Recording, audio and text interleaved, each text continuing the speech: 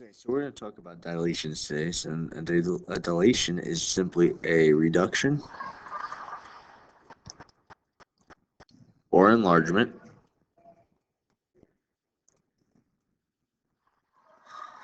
okay, of a figure called around a fixed point called the center of dilation.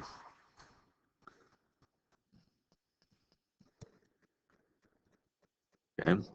A dilation is the only one that is a non-rigid transformation because it changes the size of the image, or non-rigid motion. It changes the size of the image, so it's not going to be the same.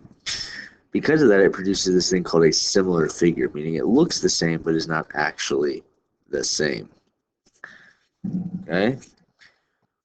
When we do this, we have this scale factor, and the variable for the scale factor is k. If k is bigger than 1, that means that it's going to be an enlargement. If k is between 0 and 1, that means it's going to be a reduction. Okay. So how dilations work is we take the original point, and to find our new point, our transformed point, our image of p prime, you have to multiply your k value to your x and y. You're going to multiply everything. So let me go ahead and do a couple of examples. All right, so the first one, we're going to take each order pair. So here's m. M is currently at -1, 3. And we're going to multiply our scale factor to it of 2. So we're going to multiply this by 2 and multiply this by 2. And that gives me my new image of -2, 6. And you do the same thing for every point. So if I look at n, n is currently at 1, 4. Again, multiply the scale factor of 2 to both. So n prime would be at 2, 8. O, same idea. O is currently at -2, -1. So if I multiply them both by the scale factor of 2, I get O prime to be at -4, -2.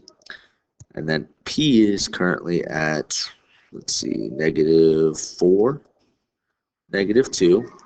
So again, multiply them both by the scale factor. So you get P prime to be at -8, -4. Okay. Same thing can be done with for the second one. Same thing. So F is currently at. Let me do it over here. So my F is currently at.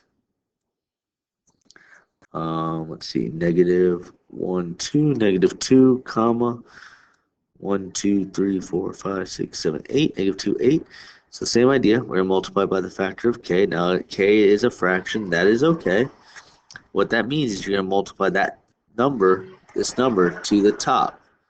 So that would give me -2/4, which is -1/2, comma, same thing. This would give me 8/4, which gives me +2. Let's look at G prime. G prime is currently located at 1, 2, 3, 4, comma 8. So if I'm going to multiply them both by a fourth, remember it gets multiplied to the top number. So this would give me 4/4, which give me G prime at 1, comma 8/4, which would be 2, so 1, comma 2. Same thing for I. I is currently at -1, 2, 3, 4, 5, 6, comma -1, 2, 3, 4. So if I multiply by a fourth, that would give me -6/4, which reduces because I can divide them both by 2.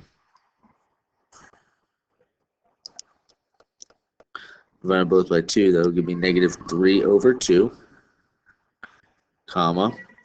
This would give me, if I multiply this by a fourth, -4/4, which is -1.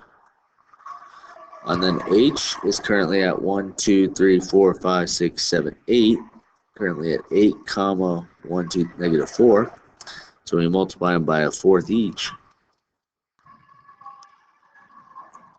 You get 8/4, which again is 2, comma -4/4, which will give you negative 1.